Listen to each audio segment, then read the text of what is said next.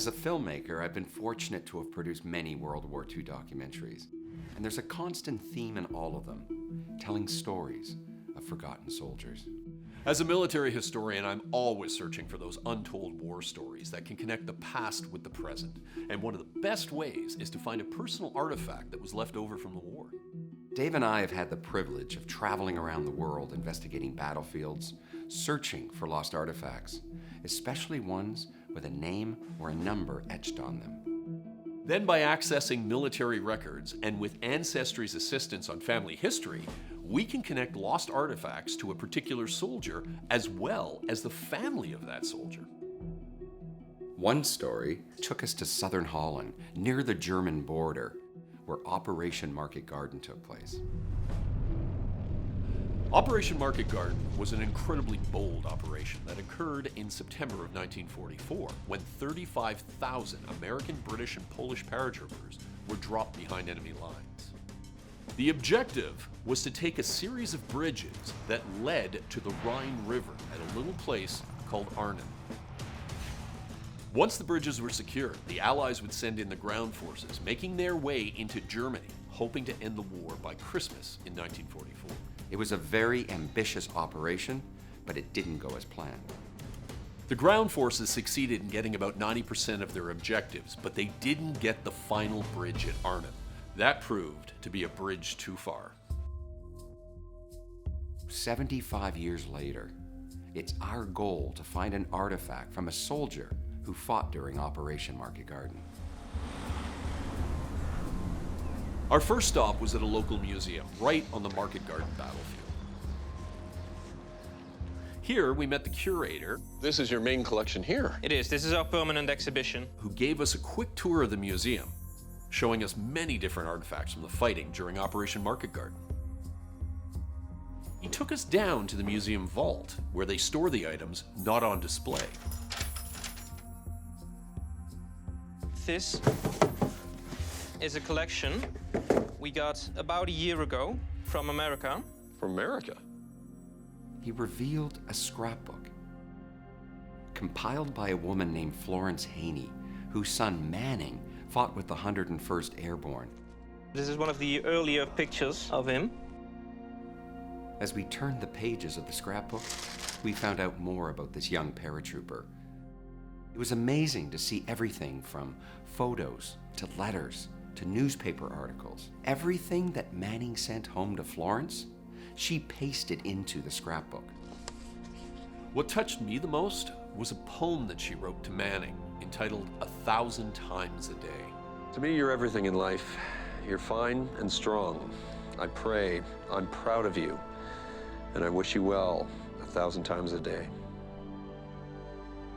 The collection also included his Purple Heart, his uniform, and sadly, the telegram that was sent home to Florence in October 1944. Secretary of War desires me to express his deep regret that your son, Private First Class Manning J. Haney, was killed in action on 9 October in Holland. It was an extraordinary collection, but what was even more shocking was learning where it came from. The person who donated all the artifacts to us, he just said I picked it up in a suitcase at a rummage sale. Where was this rummage sale? Somewhere in the States? It was in America. It was actually found by someone just outside of Bend, Oregon. And that was lucky, because this collection could have been lost forever. We had to find out more about Manning Haney and hope to find a descendant to show them this remarkable scrapbook and uniform.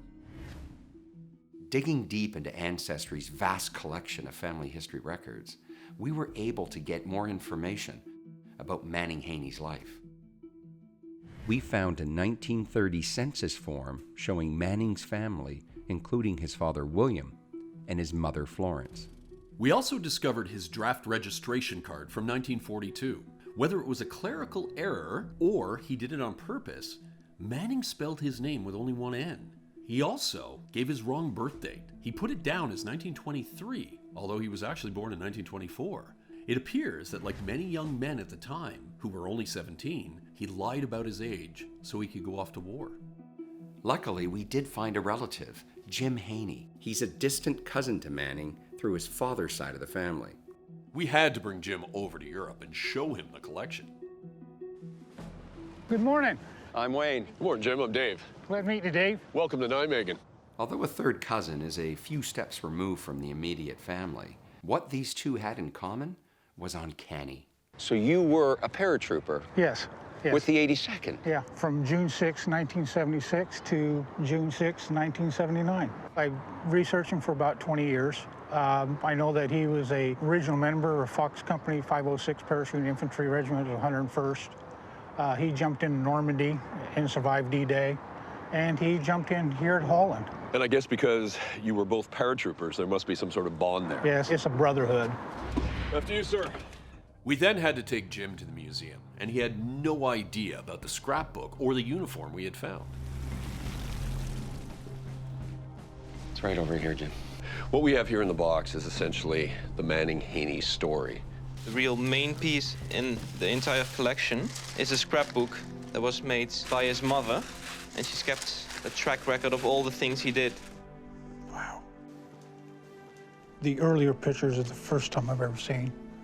This is written by Manning Haney himself, so Dear Mom, I'm now a full member of the parachute troops. Wow. For 20 years, he had researched his cousin, and now he was seeing Manning's life come alive right in front of him. So this was the first news she got that her son had died in battle. You can imagine what she was thinking when she held that in her hands. Yeah. This isn't all that was in the collection. Oh, my God. This was his uniform.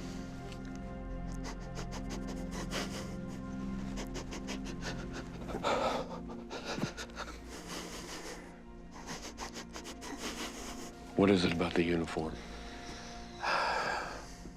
I have a picture of him wearing that uniform. Then we told him how the collection came to be in the museum. A guy in the United States picked something up at a rummage sale. A suitcase, the uniform, the scrapbook, and everything you see here. Then we had a surprise for Jim.